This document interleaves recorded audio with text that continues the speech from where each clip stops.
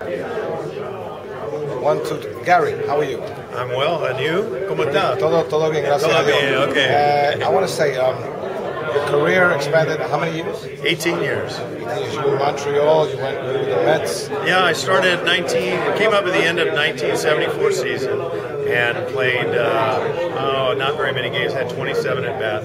My first full year was 1975. Played my first 10 full years with the Expos. Then came to the Mets, played 5 years for the Mets. And then went 1 year each with the Dodgers and Giants. 1990 with the Giants, 1991 with the Dodgers. And went back to Montreal and finished my career there. Okay, you were in your first World Series with the New York Mets in Yes. 1986. What sticks out most in your mind?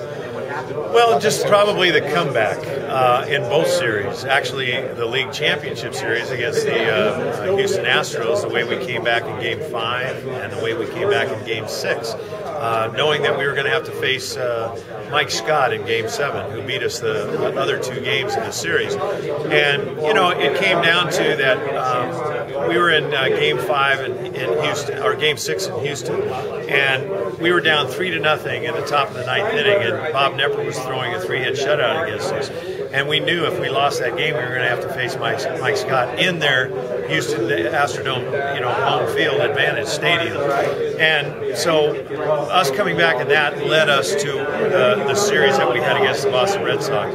Losing the first 2 games because we were exhausted after the series against Houston. Then went to Boston, won the first 2 games there to tie the series up at 2 games apiece. Lost to Bruce Hurst again in Game 5. Came back to New York, and then everybody remembers the infamous ball through Bill Buckner's legs. And I came up in that bottom half of that 10th inning. We were down by the score of 5-3, 2 outs, and I could have been a trivia question if I made the last out.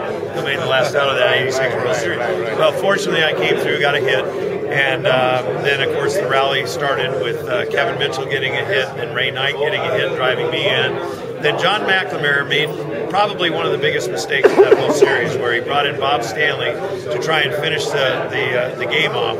And yet, what happened was he didn't make the defensive change with Buckner at first base by putting in Dave Stapleton. You know, that's what he had been doing for most of the year. But he wanted to leave Bill Buckner out there to be a part of the celebration. Little did he know that it was going to lead to the ball that Mookie Wilson hit that led to the winning run. And yet, Bill Buckner's comments were, we still have Game 7. So when we were rained out on Sunday, came back on Monday, played Game 7. We were down 3-0 after 5 innings. And so to come back and win the game 8-5 was, I think, monumental, especially the way we came back in Game 6, that it was just meant to be that God was a Mets fan that year. Of course, that was